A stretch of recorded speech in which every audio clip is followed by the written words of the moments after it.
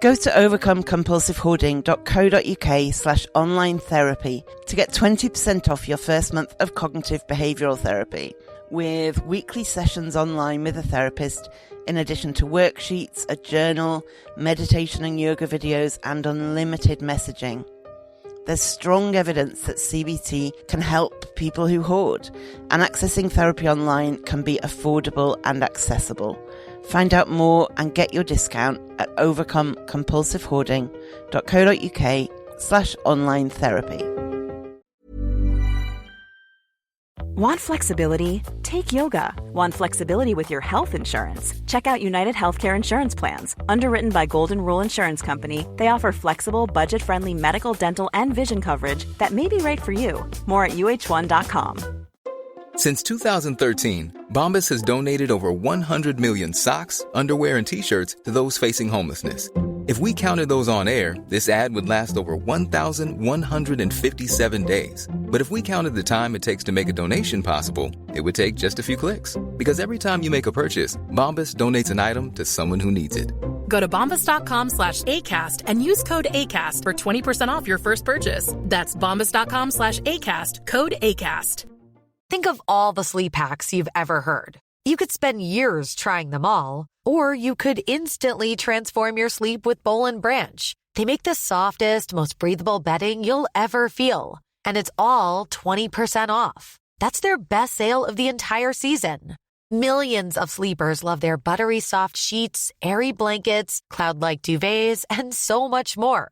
And you can try all of them for 20% off with promo code BUTTERY20. So hurry to bollandbranch.com today. That's BOLL and branch.com. See site for details.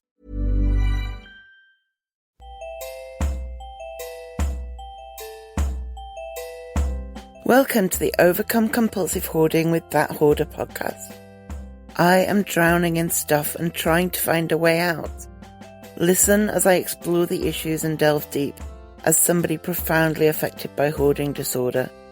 Find out more, including links to subscribe to the podcast, at overcomecompulsivehoarding.co.uk, and find the links there to follow me on Twitter, Facebook, Reddit, and all over the place. So I'm going to start with another review that one of you lovely people has left for me. They are all so appreciated, I can't even tell you. So this one came via Apple Australia, username Greenia1, and it says, a wonderful source of information and inspiration. This podcaster shares helpful processes and insight into a hoarder's thinking and help to make a change. Thank you. It's so lovely to hear that it's helpful and insightful and all the things I'm aiming for. So thank you. So today I want to talk about the fear of making mistakes and how being afraid of making mistakes is something that can really hold hoarders back.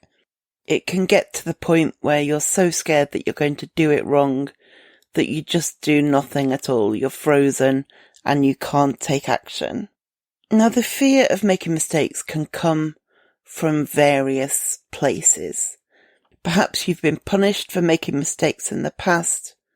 Perhaps when you were a child, you were ridiculed if you made a mistake in school. Perhaps you've been humiliated if you've made a mistake at work or at home. It may be that making a mistake had genuinely horrible consequences, like if you had a driving accident or you lost your job or lost a friendship or relationship due to a mistake. Some mistakes can have really negative consequences. But while it's important to acknowledge that, we can and should also acknowledge that most mistakes don't have really terrible consequences. They are quite minor. Most mistakes are things like going to the supermarket for pasta and coming home with everything other than pasta. Or they're things like planning to drive to one friend's house, but you're in a bit of a daze and you accidentally go the wrong way. Doesn't matter. You can go back to the supermarket or you can eat something different and you can just turn the car around and go the right way. I know someone who was going to visit a friend in a different city, got the train to the entirely wrong place just because it was the train station she used to go to work. And so out of absolute habit, she got on the train to work, even though it was in the wrong direction. That's quite a bad mistake. And yet the only real consequence was keeping her friend waiting and having a great funny story to tell from then on. So most mistakes don't have devastating consequences. But I think when you have a tendency towards hoarding, then a fear of making mistakes can be disproportionate and can feed into our hoarding behaviours. I can't throw this out. What if I do and it turns out that that was a mistake? Or I regretted throwing out that pair of jeans. What if I throw this pair of jeans away and it's another mistake? And it's difficult to cope with the discomfort that comes with making a mistake. It's not a nice feeling, whether it's a major one or a minor one. But we need to be able to sit with some discomfort and tolerate some discomfort if we're going to get past this. So it can get to the point where trying to avoid making a mistake makes you freeze over the entire project. You don't dare ever throw anything out or sort anything out or give anything away in case it turns out to be a mistake. That fear, it's like it takes over everything in a way that is just not proportionate to the consequences if you make a mistake. A few years ago, I was selling my car and I had lost the ownership documents. And that was a mistake. I'd obviously put them in the wrong place at some point, hadn't needed them for several years, and then needed them and couldn't find them. And I beat myself up so badly for so long. And that's quite, on the one hand, quite a serious mistake in that there are legal consequences and you can't sell your car without transferring ownership legally, and you don't want to in case they then go on to commit horrible crimes in your car. But it was resolvable. I rang the DVLA and paid 30 quid for a replacement. It was painful to pay £30 for a piece of paper, but I made a mistake and it could be resolved. However, I totally get that the fear of throwing something out and regretting it holds people back. It holds me back. No question about it. It's a big ongoing issue. But one way to think about it that I find quite helpful is that freezing and becoming paralysed and not making any progress is actually just a different kind of mistake. We don't want to make mistakes, so we make a different mistake. It makes no sense. So what can you do if you have an ongoing fear of making mistakes? First of all, ask yourself if you're holding yourself to standards that are too high. Would you put the expectation on other people that they never, ever, ever, ever make a mistake, including tiny ones? Would you think it's reasonable or even realistic for somebody to never make a mistake in their life? I mean, if you look at it that way, it's a ridiculous expectation, isn't it? Nobody gets through life without making mistakes. And indeed, we learn through mistakes. It's a bit of a cliche, but if you think of like a baby who's trying to learn to toddle and they're trying to walk and they fall over 20 times for every time they successfully take a step. And somehow they don't get disheartened and they just keep trying to stand up. And then after a while, they only fall down 15 times for each step they take. And then only 10 times. And then in no time at all, they're running around the house like they've always been able to. And if they didn't make all of those mistakes, if they didn't fall over dozens and dozens and hundreds of times, they wouldn't have successfully got to the place where they can walk and run and skip and jump and terrorize their parents. It's not realistic to think there are people who get through life without making mistakes. It's not even desirable if you look at the bigger picture. And then if somebody does make a mistake, would you hate them? Would you ridicule them? I think you wouldn't. And yet when you make a mistake yourself, you hate yourself and ridicule yourself. Oh my God, you're so stupid. Why did you throw that away?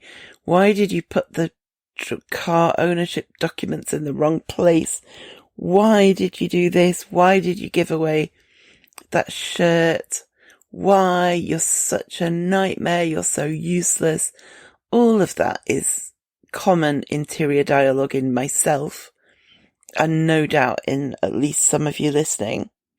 But ask yourself, what would you say to your best friend who made a mistake? What would you say to your sister or your dad if they made a mistake? Would you tell them they were useless? Would you laugh at them? I mean, you might laugh at them depending on your relationship, but not in a cruel way. That's the key. Would you tell them to abandon their entire project if they make one mistake?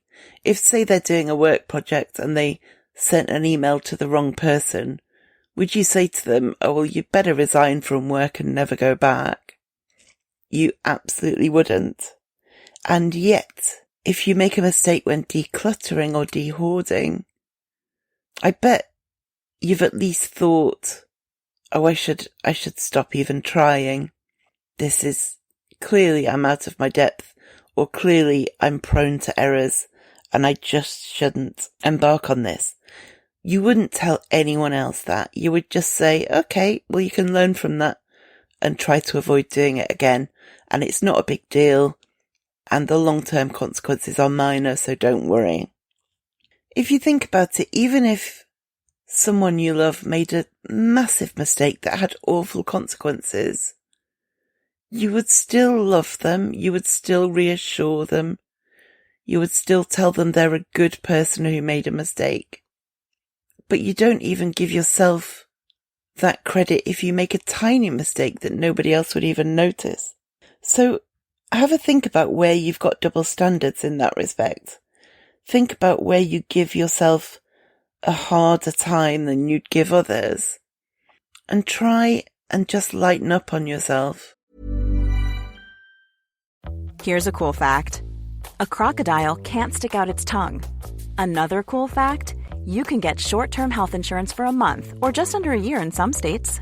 United Healthcare short-term insurance plans are designed for people who are between jobs, coming off their parents' plan, or turning a side hustle into a full-time gig. Underwritten by Golden Rule Insurance Company, they offer flexible, budget-friendly coverage with access to a nationwide network of doctors and hospitals. Get more cool facts about United Healthcare short-term plans at uh1.com. Want flexibility? Take yoga. Want flexibility with your health insurance? Check out United Healthcare Insurance Plans. Underwritten by Golden Rule Insurance Company, they offer flexible, budget-friendly medical, dental, and vision coverage that may be right for you. More at uh1.com. Everybody does make mistakes. Some of them are even really big ones. And most of them are forgivable. The nature of a mistake is that it's not deliberate. If somebody deliberately does something wrong, then there is grounds for criticism. If they do something wrong by accident, then that criticism has to level up a bit, because it's not fair if it wasn't a deliberate act. And similarly, your own mistakes are mistakes. They're not reckless. They're not deliberately harmful. They're just mistakes. And with that in mind, try to be proportionate about it. Like drinking and driving is a massive mistake, and you should endeavour to never, ever, ever make that mistake. Throwing away half a packet of food because you didn't enjoy the first half, and then regretting throwing it away because you think it was wasteful, that's a tiny mistake. They're not the same morally, they're not the same practically. Think about the degree of mistake you've made before you give yourself a hard time. Another thing you can do is get other people's perspectives. Even if people don't know you're a hoarder, you can ask them something like, have you ever thrown something away and then regretted it? Have you ever thrown something out and wished you hadn't? And you can just, in the pub with your friends, in a cafe with your family, just say, just out of interest, and ask the question, because most people will have done this. They might have a funny story about it, but they will almost certainly have done it, and they will almost certainly have kept it in proportion and not mind too much in the long run. Of course, if somebody accidentally threw away their engagement ring or something really important, they might have pangs of regret years and years and years later. But if it's something quite minor, which it more often is, then talking to other people might just help you put it in perspective a bit. Something to ask yourself is whether you're over-checking things in your fear of making mistakes. Perhaps you're going back out to the bin and rifling through the bags you've already thrown out, just to double-check that you didn't put anything important in there. Or perhaps you're spending 45 minutes to make each decision to avoid making a mistake, and it's an ongoing checking ritual. This can be a trait of OCD, obsessive compulsive disorder, and hoarding is often considered to be OCD related. If the degree of checking and the fear of making a mistake is seriously limiting not only your progress with de-hoarding, but also if that's bleeding into other areas of your life, it might be time to seek more specific help about that in particular, because there is help out there, and there are techniques and tactics you can learn that will help you. If you are looking into therapy for hoarding, by the way, check out episode 34, which was an interview with Dr. Jan Eppingstall, who is a counsellor who works with people who hoard, and it's specifically about different types of therapy that can work for people who hoard. So throwing away something and regretting it is a mistake. But what is also a mistake is not throwing anything away and living in fear of throwing anything away. That's not a consequence-free course of action. That's a mistake. And if we can't tolerate ourselves making mistakes, and yet we allow that one, there's a contradiction there that's worth examining. Living in a hoard could be considered the most gigantic mistake I've made in my life so far. And yet I do, because my fear of little tiny mistakes holds me back. And it's disproportionate. I know I keep saying the word proportionate, but in this context, I think it's really, really, really relevant. Now, something you can do that might sound alarming at first, but is worth a try, is to try to make a mistake deliberately to test out how it feels. Now, first of all, that sounds like a contradiction, because if you do it deliberately, it's not a mistake, but maybe you catch yourself about to do something and then you think, no, I shouldn't, that would be a mistake. Maybe just try doing it anyway and seeing, what does that idea feel like? Probably quite scary. It may well be, though, that when you do it, it's nowhere near as bad as you fear, which can free you up to be less obsessive as you move through your life. Can you allow yourself to behave recklessly, but in a tiny, tiny way, just to test it out? Actually, that episode 34 about therapies for hoarding disorder is also worth a listen for a story I told about when I was learning to drive, when I got my first car and I was really anxious about driving. And I got to a point where I would just drive anywhere and everywhere without caring where I was going. And that felt quite reckless, but it felt quite safe to do it because I had GPS on my phone. So wherever I ended up, I had the safety net of GPS to get me home safely afterwards. Didn't matter if I got lost. It didn't matter if I didn't know where I was. I could just keep driving, knowing that at some point I would pull over, program my phone, and follow the directions home. So think about what your safety net could be. For me, it was the sat-nav in my phone. But when you find yourself being held back by the fear of making mistakes, just try making one. Just try. It doesn't have to be big. You don't have to swear at your boss or throw out the family TV. But just that thing you're not sure about. Risk making a mistake and see how it feels. You might find that you forget it quite easily. You might find that you're preoccupied for a while, but that over time it does ease up. But you'll only know if you do it. And maybe if you do it, and in some time you feel okay about it, then you can do it again, and maybe you can start taking a few risks. It's worth a try, because if the fear of making mistakes is absolutely stopping you from doing anything, first of all, that's a mistake in itself. And secondly, it's not a good way to lead your life. If that need for control is so extreme that you can't throw away an empty crisp packet or an empty jar of jam, that needs to change.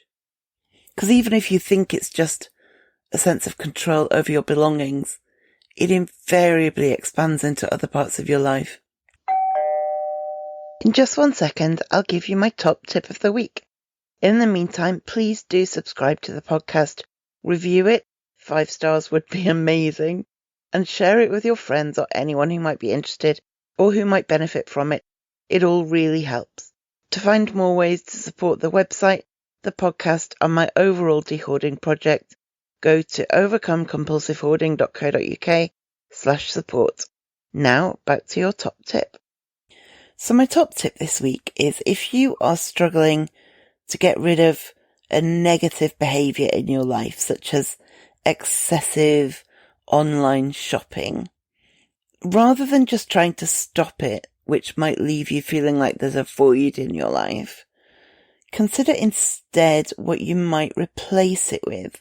And if you ask yourself, what's the feeling you get from online shopping, and what else in your life gives you that feeling, then that can give you some ideas about where to start with how to replace it.